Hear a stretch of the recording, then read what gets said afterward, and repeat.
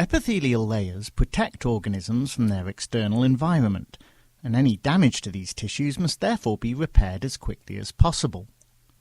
Wound repair is generally thought to be initiated by intrinsic cues, such as changes in the structure or mechanics of damaged tissues.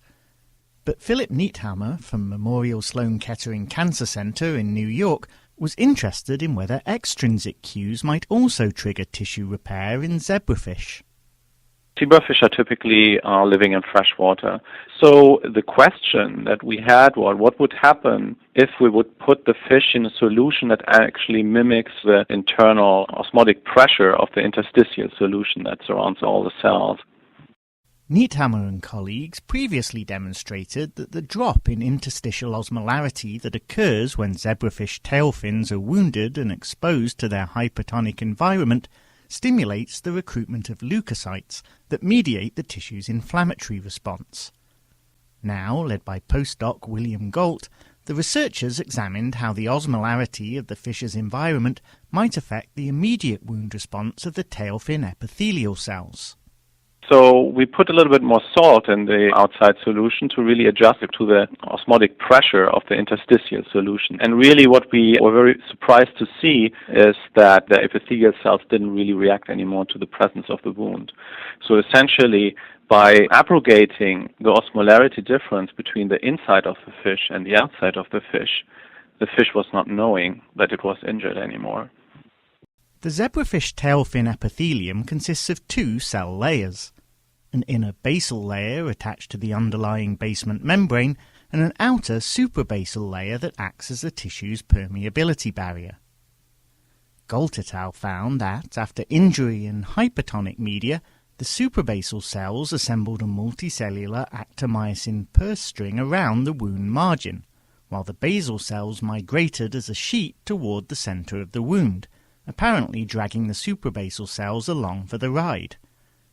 In isotonic media, the suprabasal cells still formed a purse string, but the basal cells didn't migrate, and therefore failed to close the wound and restore the epithelial barrier.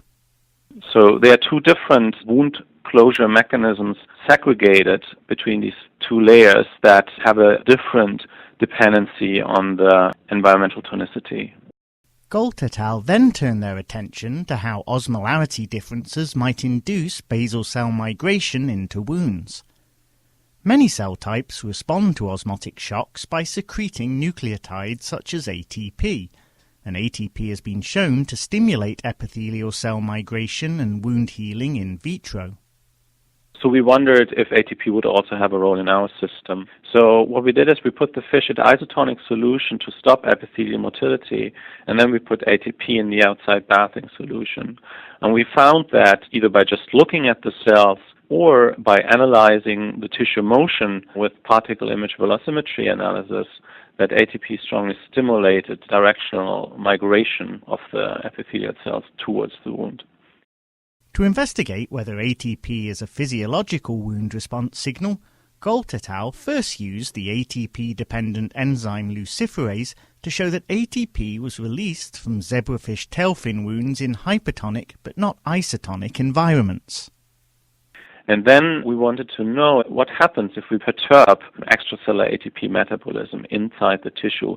Would that then affect the wound response? To do that, we inhibited the enzymes that break down ATP in the extracellular space. So you have an increased concentration of ATP in the extracellular space after wounding, and therefore you should increase tissue motion.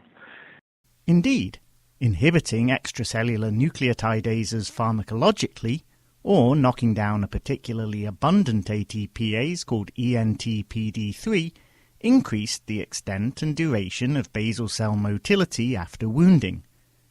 In contrast, lowering ATP levels by adding the soluble ATPase apyrase to wounded tissues decreased cell migration. So from these two pieces of evidence, together with the visualization, we're showing that ATP is indeed released during the wound response during a hypotonic shock. We concluded that ATP is an endogenous wound signal in the zebrafish tail fin. A similar wound detection and response mechanism might operate in mammalian tissues exposed to hypotonic environments, such as the esophageal epithelium. But what do Niethammer and colleagues want to investigate next? The two open questions that are remaining from these studies are: how is the ATP exactly released, and how is it sensed by the cells? With the release, there are currently two main mechanisms in cell culture wound healing models: exocytosis and channel openings. And cell swelling is known to activate essentially both of these mechanisms.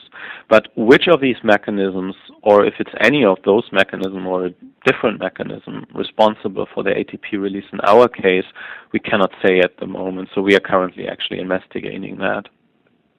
In the meantime, however, you can learn more about how osmotic surveillance mediates rapid wound closure through nucleotide release in the paper by Gault et al., published in the December 22, 2014 issue of the Journal of Cell Biology.